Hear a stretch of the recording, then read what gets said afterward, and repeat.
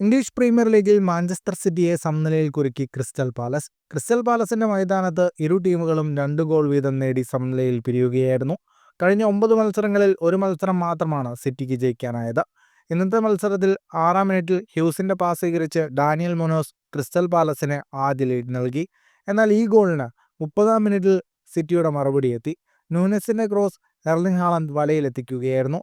ആദ്യ പകുതി 1-1 അവസാനിച്ചു. രണ്ടാം പകുതിയിൽ 56-ാം മിനിറ്റിൽ ഹ്യൂസിന്റെ തന്നെ അസിസ്റ്റിൽ മാക്സൻസ് ലാക്രോയ്സിന്റെ ഗോളിൽ പാലസ് വീണ്ടും ലീഡെടുത്തു. എന്നാൽ 68-ാം മിനിറ്റിൽ റിക്കോ ലൂയിസിന്റെ മാരക ഷോട്ടിൽ സിറ്റി മത്സരത്തിലൊപ്പമെത്തി. തുടർന്ന് വിജയ ഗോൾ കണ്ടെത്താനുള്ള സിറ്റിയുടെ ശ്രമങ്ങൾക്കിടെ 84-ാം മിനിറ്റിൽ റിക്കോ ലൂയിസ് ചുവപ്പ് കാർഡ് കണ്ട് പുറത്തായതോടെ മത്സരം സമനിലയിൽ അവസാനിച്ചു. ഈ സമനിലയോടെ മാഞ്ചസ്റ്റർ സിറ്റി ലീഗിൽ 27 പോയിന്റുമായി 4-ാം സ്ഥാനത്താണ്. ക്രിസ്റ്റൽ പാലസ് 13 പോയിന്റുമായി 16-ാം സ്ഥാനത്തും. ലീഗിൽ നടന്ന മറ്റൊരു മത്സരത്തിൽ അസ്റ്റൺ വില്ല സതാംപ്ടനെ എതിരില്ലാത്ത ഒറ്റ ഗോളിന് പരാജയപ്പെടുത്തി. 24-ാം മിനിറ്റിൽ ജോൺ ഡുറാനാണ് അസ്റ്റൺ വില്ലയ്ക്കായി ലക്ഷ്യം കണ്ടത്. ജയത്തോടെ 25 പോയിന്റുമായി അസ്റ്റൺ വില്ല ലീഗിൽ 5-ാം സ്ഥാനത്തേക്കെത്തി. മറ്റൊരു മത്സരത്തിൽ ബ്രെൻഫോർഡ് 2-നെതിരെ 4 ഗോളുകൾക്ക് ന്യൂകാസിലിനെ പരാജയപ്പെടുത്തി. ഇതോടെ 23 പോയിന്റുമായി ബ്രെൻഫോർഡ് പ്രീമിയർ ലീഗിൽ 6-ാം സ്ഥാനത്തേക്കെത്തി.